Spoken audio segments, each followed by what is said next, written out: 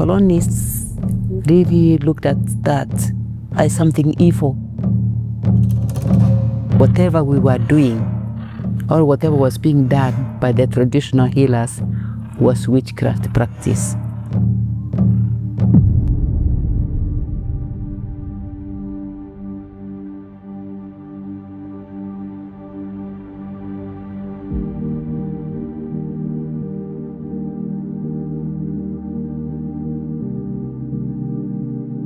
Especially the background where I come from, every time and again, the old men, they could be taken away.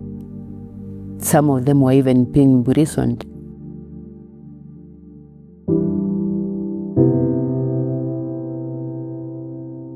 Traditional medicine belonged to the community.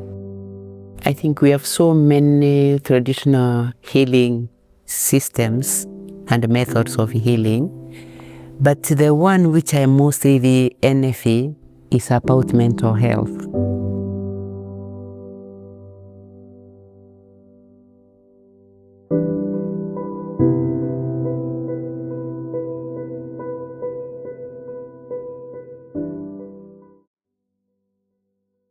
In the evenings, just before supper, our grandparents used to make sure we are seated near the fireplace and they are telling us stories, previous stories.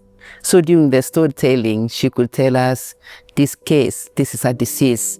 If you see somebody like this, that's a disease. And she could give us names of those diseases in our vernacular language. Then she could tell us, this is the plant which you are going to use.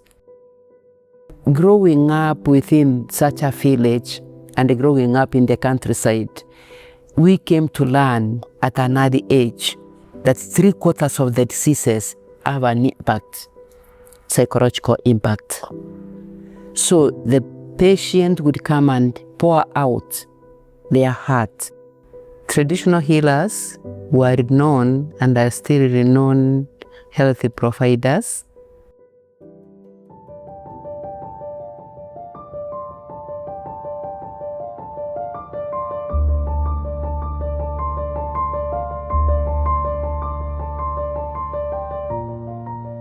Kenyans were incarcerated en masse in detention camps. And part of the rationale for putting people there and keeping them there was psychological language. Some of the practitioners of mental health, like J.C. Carrodas, was a psychiatrist or the medical director of Mathare, and few other colonial physicians and scholars used their knowledge of biomedicine to pathologize the uprising of, let's say, something like Mau Mau and other groups that were, were calling for independence and freedom, that essentially they were lunatics, that, they were doing what they were doing simply because they had some insanity or something like that.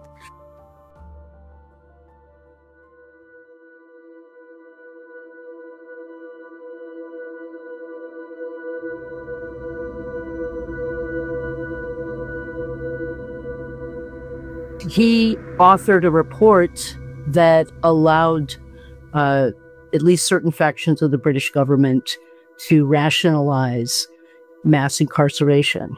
And this idea, the report is called The Psychology of Mau Mau. It's a medicalized, but really it's a political report that says why Kenyans should be, particularly Kikuyu people, should be incarcerated, why they were regressive, why they were dangerous, why they were kind of loose cannons. And what was needed then was mass rehabilitation. So all of this was based on the idea that scientific or psychological principles were being applied in order to justify incarceration. There was an explicit use of the mental health act as a tool of colonial oppression. A spiritual leader from Western Kenya, Dinia Msambwa, who was opposing the colonial system at that time, was literally declared insane and incarcerated in Mathare Hospital for a long time.